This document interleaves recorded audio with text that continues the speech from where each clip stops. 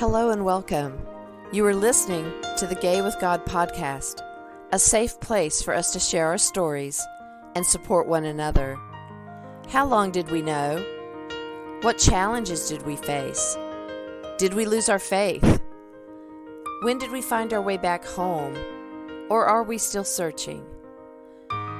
The stories you hear on this podcast will melt your heart and strengthen your belief that in God, all things are possible, and you can be authentically gay with the God of your understanding. I am your host, Midge, and I am very honored that you are here. Hello, everybody, and welcome back to the Gay with God podcast. I am Midge, your host, and I am also your Gay with God author. It is official, as I said before. The memoir is almost ready to launch. It's Gay with God, Reclaiming My Faith, Honoring My Story, and I did a soft launch in Connecticut this past week, and it was amazing. There were some problems with the trip up and some problems while I was there, but all of those things make for good fodder. And what I mean by that is at our local brewery, Four Saints Brewing Company in Asheboro, they have a really unique thing that they do the first Sunday of every month, and it's called HEARD, H-E-A-R-D, and it is a collaboration between the brewing company and Rhino Leap Productions in town that puts on amazing theater productions, and so it's just a great combination. So we're allowed to get up on stage and tell a true story, and it is just fantastic. I am always a nervous wreck. I'm always scared to death, and I always love it once I'm done with it. So last night, I told the story of how I wound up on an abandoned hotel floor after midnight by myself. To hear more about that story, come to the Ask Me Anything that I'm going to be doing. The last Ask Me Anything for the memoir is going to be October 12th, the day after I launch on the 11th, October 12th at 7 p.m. So if you want to hear the rest of this story that I told at HEARD, please join me for the Ask Me Anything, which is the Zoom group that I've been doing since last January as I approached this monumental, for me, launch date of October 11th with a finished memoir. Email me at empoweredmidge@gmail.com and let me know you're interested in being a part of that, and I will get the link to you. If you're already a part of the Gay with God Facebook community, you will have the event listed in the featured section. So if you want to join the Gay with God community online, then you can get into the Facebook group, answer all of the questions. You'll be on the inside, and you'll get to join us for my faith journey that I do once a month. The next one of those meetings is going to be October 9th at 6:30. That's exclusive for the Gay with God group. And so if you want to be a part of that, join the Gay with God community online, Gay with God group on Facebook, and you will get all of the links for the things that I do. So that's a little bit of business. Oh, and the last thing I want to tell you, and I might remind you of this again at the end, but I am going to do a Gay with God book club. That date has not been determined yet. I'm going to check with the group that's formally meeting for the Ask Me Anything and make sure of the date and times it's going to work for them. And I will publish that in the Facebook Gay with God group and also on my Facebook page. So that's going to be something that I want to offer you guys. If as you're reading the memoir, I would love for you to have an in-person Zoom meeting with me and join the book club. Okay, enough of that. So today, I'm talking about speaking your truth to power. Now, what that means for me is that I am bold enough to be able to be authentic and to speak my truth, which empowers me. When I say to power, I don't mean to overpower anyone. I mean that I am able to use my strength of authenticity and truth to put it out into the world in a powerful way so that what needs to be heard can be heard. And that is very much my mission, is to take what's on my heart and soul and put it out into the world for anyone who needs to hear it. I know that some people will never journey back to church. Some people have absolutely no desire to have a relationship with the God of any understanding. I have atheist friends who I have conversations with. Most recently, I had a conversation with one of my friends while I was actually painting my mom-in-law's house. I'm on a ladder, I'm painting, and the phone rings, and it's my friend. And we get into a very deep conversation of questions and challenges about my beliefs and about what I think. And I know, without a shadow of a doubt, that I will be totally shocked if he ever decides to lean back into a Christian relationship with the God of his understanding, especially since at this point he doesn't even believe in God and doesn't believe in anything about that. So it would be shocking. However, it is important for me to know that there are people out there that really do want that. And at the Herd event at the brewery the other night, I had a couple of people come up to me, and one of them said, "I don't know how you did it," referring to me going back to church. And I've always struggled, and I don't know how to do it. And he was so desperate to get a hold of my memoir because he felt like that would be some sort of a light for him to start to follow. And I was deeply honored, and I was very touched that what I had said in the beginning of writing this memoir was that if I can write this for the one person who wants that relationship and doesn't know how to get it, then I think I've done my job and I've fulfilled a calling that I have felt called to do this.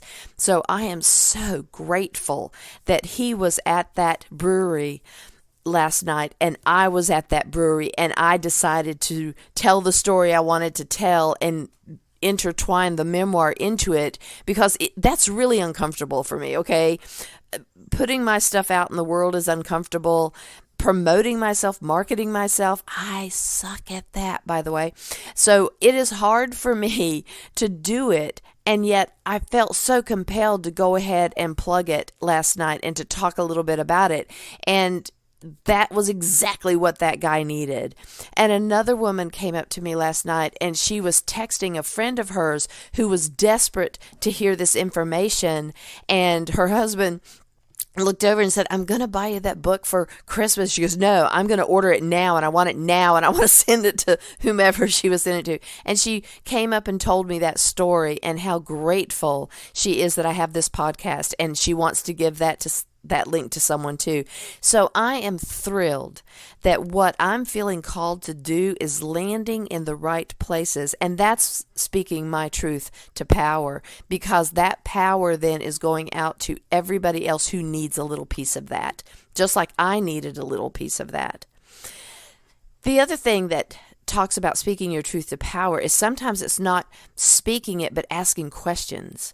And I have a dear friend that's also a Publish Your Purpose author. Her book is called Worthy, the memoir of an ex-Mormon lesbian. And her name is Chris Davis. And you can find her website at Chris Davis Proud, CHRIS Davis Proud, Chris Davis Proud. And she talks in her blog that you can find from that website about speaking truth to power through questions. So today's blog was The Day I Stopped Believing, and it was so good. And I wanted to intertwine that in this podcast today because she had to challenge what she was being taught. The questions she came up with were amazing for her situation, and I loved reading every single word of it. So I wanted to commend that to you and see if you would like to take a look at it as well. But for today's purposes, that was my kind of jumping point for this podcast today, because it was on my heart when I talked about truth to power and I saw what happened last night. It's all about challenging old beliefs, right? It's about looking at everything I've been taught from the time I was a very, very little girl until the time that I finally had to say, wait a minute, I have a question about this. Why am I created to be me and I'm going to hell? And that question was not the first question I asked. My first question has always been, who made God? But that is not answered yet, but I still have the belief that there is one. And that's me personally. I believe there is a God. It's the God of my understanding, which, by the way, if you follow me on TikTok and Instagram, I got slammed the other day. I think some people are just waiting to hear the word gay, and they have some kind of bot that can pop over there to you, because within seconds of me posting a live TikTok from my hotel room in Hartford, Connecticut, I was getting all this religious jargon thrown at me and telling me how bad I was. And, back in the day, that would have crushed me. I would have wanted to try to get them to understand and to believe how I believe and yada, yada, yada. I didn't care. I actually thought for just a moment, hey, somebody noticed that I was on TikTok. That's great. I'm starting to get followers. So anyway, but I had to question my beliefs because it didn't include me. None of the spiritual lessons that I was taught in church, in college, anywhere I went, none of the sermons I listened to were supportive of a homosexual person having a relationship with God. Now, this is way back in the day, of course, and yet still today, there are very few churches, a lot more than there used to be, but very few churches and denominations that will say being gay is okay with God. So when we ask questions, when we start to go through the process of figuring out what are my questions, what don't I understand, what do I need to know, that's really powerful, because you're then saying, okay, this doesn't feel true to me. This doesn't seem right. And then how can I blend what I want to believe and what I do believe with what I'm being taught? And if I can't, then maybe that teaching is wrong. Just because a whole bunch of people think it's a good idea to go swimming in the ocean where there's sharks that can bite you doesn't mean that's right for me. And you will never find me there. That I can pretty much promise you. If I'm ever in the ocean without a boat, I can guarantee you it wasn't by my choice. So start asking questions to yourself first. What do I want to know? What hasn't been sitting right for me? And where can I start to explore and look for those answers? You have to search your soul. Nobody is you. You're the only you there is. And it is okay for you to find a different truth than someone in your family, someone else in your church. It is okay for you to be you. Because, spoiler alert, God created you to be you. And there is not another you out there. Even if you're twins, you are maybe identically the same, but there are differences for you guys. And you know that. You know how close you are, and you know that there's also separatism in how you may feel about something, how you put yourself out into the world. So get in touch with how you want to show up in this world. How do you want to show up? Do you want to always be dependent on listening to the opinions of others? Or do you want to be an independent thinker and be able to come to conclusions that are right for your soul, just not what makes sense? That happens with my wife and myself all the time. She's very logical and she sees the world very pragmatically. I am an emotional fireball. And I don't make sense of some of the things that probably are true, but it just doesn't make sense to me. So I view the world through a kaleidoscope, really, and I see all sorts of things, and yet that's not her way. We make a pretty good couple because she can kind of pull me back from the edge a little bit, and I've brought her a little bit closer to it. So we have really helped each other explore who we can be a little bit more, but I'm still the person that I am, and I will always be independent in the way that I view the world, because even though I do rely on people for certain information that I don't know, and I know I can't access myself because my brain doesn't work that way, when it comes to searching my soul and finding answers for me and what direction I go, I have to be me. That's why this memoir came out, because I had to be me. I was being called to write this memoir for myself, I think, and also for others. And I could not let anything deter me from getting that done, because that was what I was called to do. The other thing is, do you want to show up in the world by knowing yourself? Other people will always tell us who we are, but who do you say you are? Who do you want to be? Who do you want to put out into this world? And that is with your time and your talents, your treasures. You know, that's the way we talk about it at the church when we're talking about stewardship. It's not just how much money can you give this church. It's, are you talented in a way that could serve? Like being in the choir, or being the treasurer, or serving as a lector or a Eucharistic minister. What is your talent? Because that's just as important than what's in your pockets, which is a good thing, because there's very few things in my pocket. So I have a lot of talents that I can give, and I'm grateful to do so. Some of those things scare me to death, and I don't always feel really talented in them, but I do have the ability to read from the lectern, and I do have the ability to serve as a Eucharistic minister, and I love that, and I love being on the pastoral care team and being able to give solace to people who are not able to be with us because of sickness or because of injury. I love that. I'm not really keen on fixing food for other people other than someone maybe coming to my home. The hospitality committee, even though I'm very hospitable, I don't feel like I'm leaning into doing a coffee hour or something like that. But that's just me. Other people are eating that up and they love that. And that's why, if you have time to do the things, if you have talent in a certain area, if you have treasures, give what you can and be who you want to be, but let it be on your terms. Search your soul for what fits you spiritually. There are people who are extremely spiritual and do believe in God, and yet they don't find God in the church. They find God by the lake or in the woods or just in a recliner, sitting there peacefully having a conversation with the God of their understanding. So how do you want to show up in the world spiritually?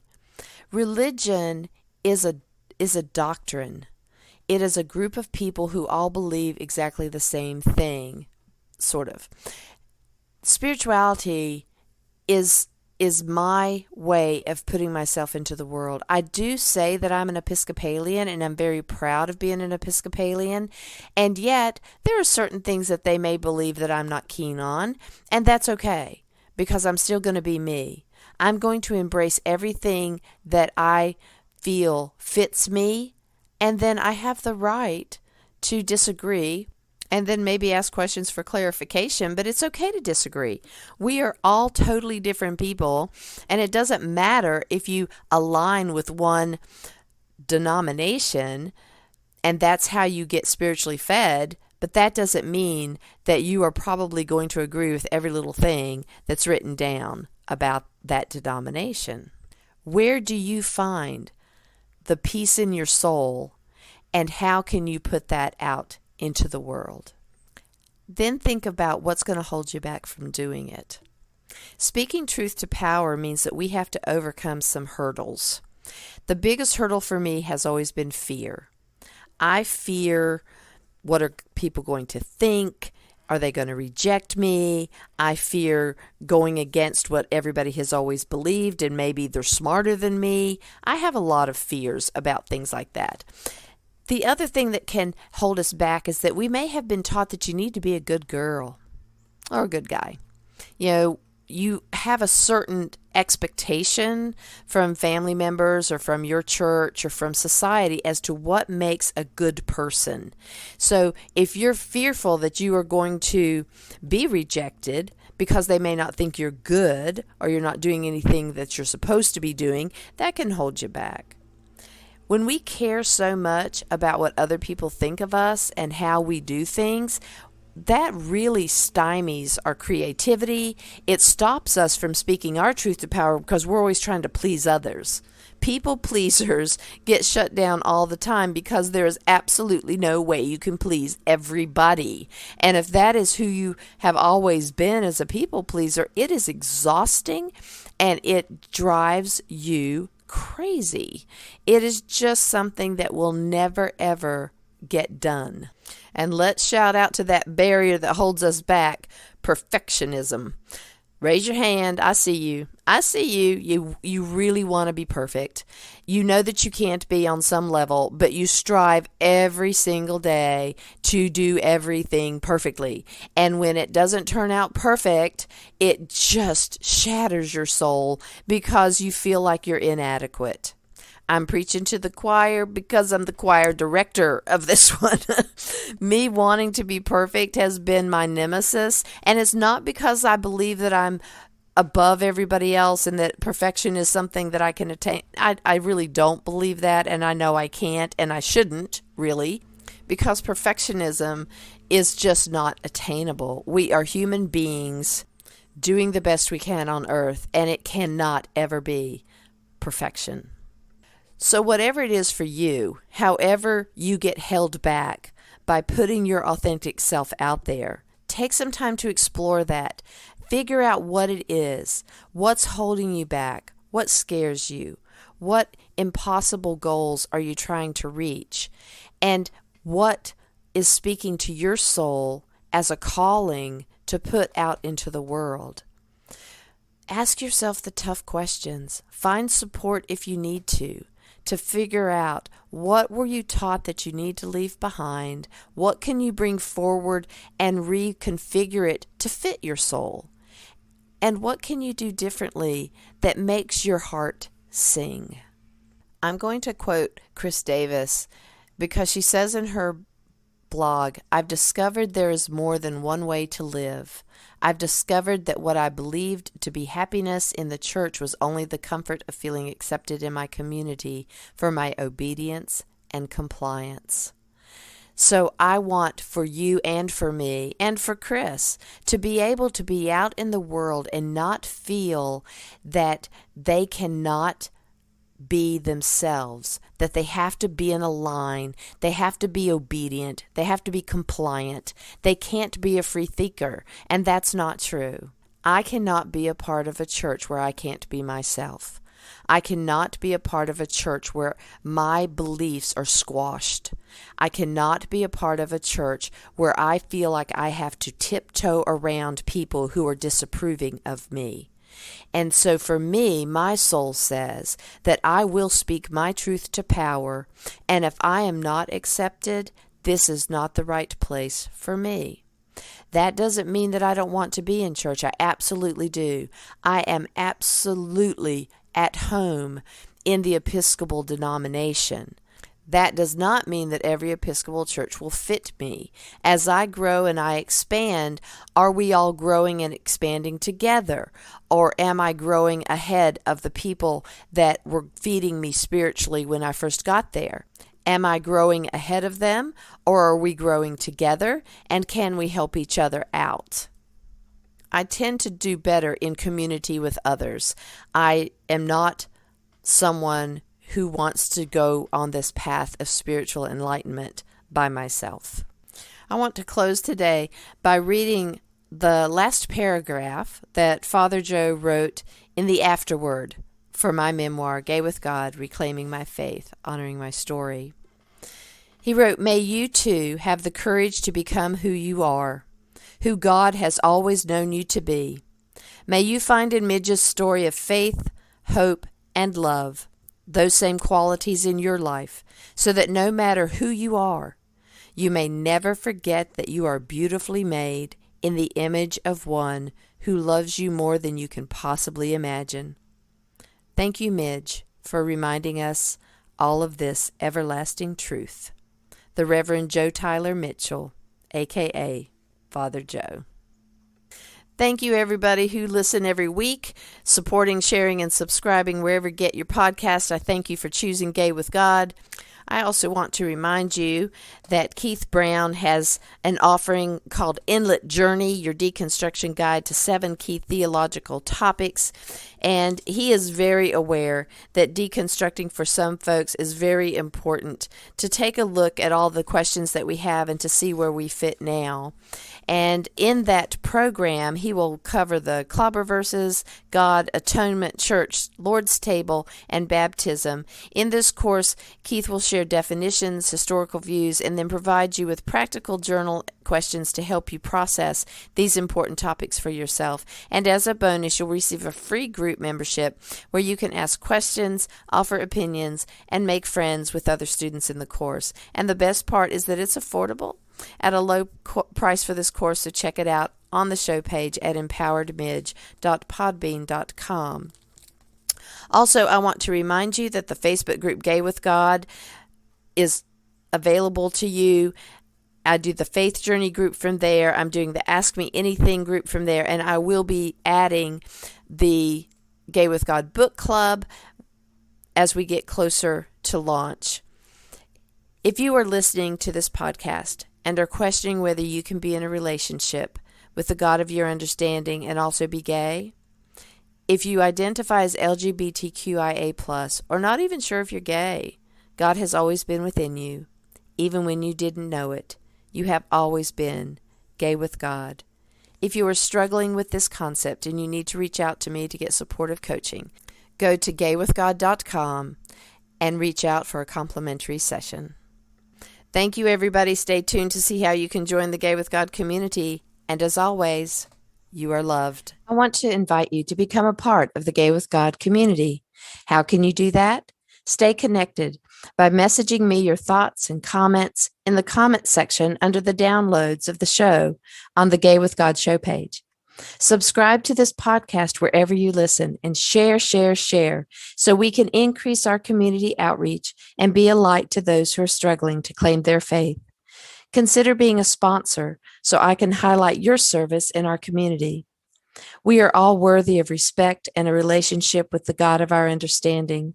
I want to thank you in advance for supporting this podcast. Together, we as a community will keep this show visible and our community stronger. Deep gratitude to my friend Tim McClendon of Tim McClendon Music for allowing me to use an excerpt from Interlude 4, a song found on his CD entitled Sundance.